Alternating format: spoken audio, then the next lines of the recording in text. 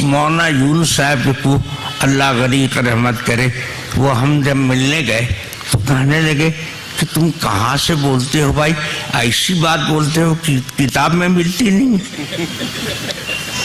تو ہم نے کہا کہ حضرت کتاب میں کیا ملے گی، حضرت امام ابو حنیفہ کا الہام میرے اوپر ہوتا ہے۔ تو مولانا ہنسنے لگے، کہنے لگے کہ تم تو ہمارے شاگرد ہو، تمہارا میرے پاس جواب نہیں ہے، جواب نہیں ہے ہمارے پاس۔ تو قال رسول اللہ صلی اللہ علیہ وسلم من احدث فی امرنا ھذا ما لیس منہ فہو رد۔ تو بتائیے حضرت عائشہ کو معلوم نہ تھا کہ عمر 20 تراویح پڑھوا رہے ہیں؟ اور حضرت عائشہ کا گھر کتنی دور تھا؟ مسجد نبی سے ملا ہوا تھا نا۔ مسجد نبی میں 20 رکعت پڑھوا رہے ہیں اور حضرت عائشہ کو یہ بات معلوم ہے، تو ان کو بولنا نہیں چاہیے تھا کہ عمر تم کیا کر رہے ہو، نبی تو 8 پڑھوا کے گئے، تم 20 کیسے پڑھوا رہے ہو؟ حضرت عائشہ بولی ہی نہیں، کیسے بولتی؟ وہ جان رہے ہیں کہ حضور نے اور نماز پڑھائی اور یہ پڑھوا رہے ہیں دوسری نماز، وہ انہوں نے تہجد پڑھائی اور یہ پڑھوا رہے ہیں تراویح۔ تراویح الگ نماز ہے اور تہجد الگ نماز ہے۔ تو اس لیے شاہ عبدالعزیز محدث دہلوی رحمۃ اللہ علیہ فرماتے ہیں کہ حضرت عائشہ کو یہ حدیث معلوم تھی اور انہوں نے ٹوکا رہی عمر کو، تو پتہ یہ چلا کہ یہ بدعت نہیں ہے، لیکن اللہ ان کو عقل دے، یہ بڑی آسانی سے کہہ دیتے ہیں یہ تو بدعت عمری ہے، یہ بدعت عثمانی ہے۔ سوچئے صحابی کا عمل اور بدعت ہوگا، حضرت عمر کا عمل بدعت ہوگا، حضرت عثمان کا عمل بدعت ہوگا۔ اس کا مطلب ہے کہ نبی کو نام رکھنے بھی نہیں آتا تھا۔ نبی کہتے ہیں کہ میرے خلفاء جس بات کو ایجاد کریں، علیکم بسنتی وسنت خلفاء الراشدین المہدیین، میری سنت بھی لازم ہے تم پر اور خلفاء راشدین کی بھی سنت لازم ہے۔ تو خلفاء راشدین نے جس عمل کو کیا اس کا نام اللہ کے نبی نے سنت رکھا اور یہ کہتے ہیں بدعت۔ تو نبی کو نام رکھنے بھی نہیں آتا تھا، ان کو کہنا چاہیے تھا کہ بدعت عمری ہوگی، بدعت عثمانی ہوگی۔ تم اس کو بدعت کہہ رہے ہو اور نبی اس کو سنت کہہ رہے ہیں، تم کو مانا جائے گا کہ نبی کو مانا جائے گا؟ پاگل ہیں یہ لوگ، پاگل ہیں، ان کو دماغ خراب ہو گیا ہے کہ ہم بہت جانتے ہیں، بہت جانتے ہیں، 4 حدیث یاد ہو گئی اور بقرات ہو گئے۔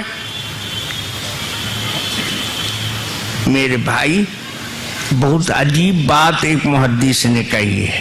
ایک صاحب ہم سے پوچھنے لگے کہ فضائل اعمال میں یہ واقعہ شیخ نے لکھا ہے تو کیسے صحیح ہوگا؟ تو ہم نے ان سے کہا کہ ایک بات بتائیے، فضائل اعمال میں جتنے واقعات شیخ نے لکھے ہیں سب کا حوالہ دے دیا ہے، یہ واقعہ کہاں سے لیا تو فلاں کتاب سے، یہ واقعہ کہاں سے لیا تو فلاں کتاب سے۔ تو وہ کتاب جس کا حوالہ وہ دے رہے ہیں وہاں وہ واقعہ ہے کہ نہیں ہے؟ تو کہنے ہے۔ تو ہم کہا یہ بتائیے شیخ ہی نے پڑھا تھا اس کتاب کو، وہ کتاب اتنے دن سے لکھی گئی تھی اور علماء نے نہیں پڑھا تھا، تو آپ شیخ کو کیوں بدنام کر رہے ہیں؟ آپ یہ کہیے کہ شرک اور کفر فلانے عالم نے نقل کیا اور وہ سب غلط ہے، تو ان کو آپ نام نہیں لیتے ہیں اور شیخ کا نام لیتے ہیں، کیا مطلب کہ آپ کو شیخ سے عداوت ہے؟ اگر وہ شرک ہے تو پہلے سے پڑھا جا رہا ہے اور لکھا گیا ہے، تو پہلے کے علماء کو پکڑنا نہ چاہیے تھا، بولنا چاہیے تھا نا کہ آپ ہی کا انتظار تھا۔ معلوم ہوا کہ جاہل لوگ علم نہ ہونے کی وجہ سے وہ حسد میں جلے ہیں، مرے جا رہے ہیں۔ ان کی کتاب ہر جگہ پڑھی جاتی ہے، اب یہ مرے جا رہے ہیں کہ بھائی یہ کتاب ہر جگہ پڑھی جاتی، ہماری نہیں پڑھی جاتی ہے۔ تو تم کو منع کیا ہے کیا؟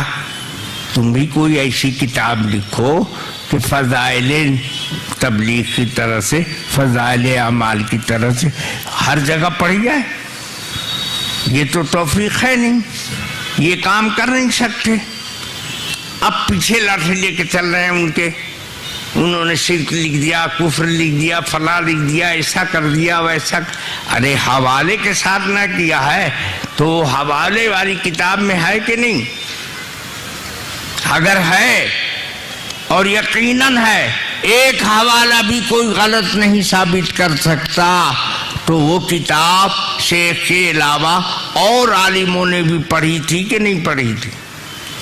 تو اور عالموں کو پہلے کہا دینا چاہیے تھا کہ اس کتاب میں شرک ہے، اس کتاب میں بکواس ہے۔ یہ صرف حسد کی وجہ سے ہوتا ہے۔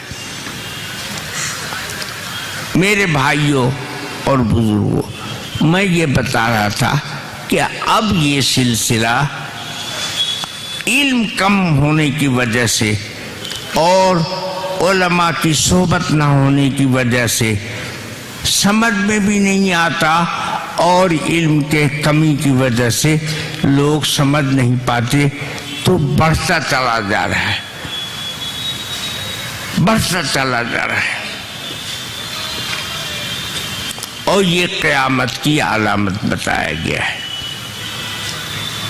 حضور نے فرمایا کہ قیامت جیسے جیسے قریب آئے گی، لعن آخر هذه الامت اولها، پچھلے لوگ پہلے لوگوں کو بیوقوف اور جاہل کہیں گے، لعنت ملامت کریں گے۔ واقعی ہے، شیخ کو جس نے نہیں دیکھا، حضرت مولانا زکریا صاحب رحمۃ اللہ علیہ کو، وہ کیا جانے گا کہ شیخ کیا تھے؟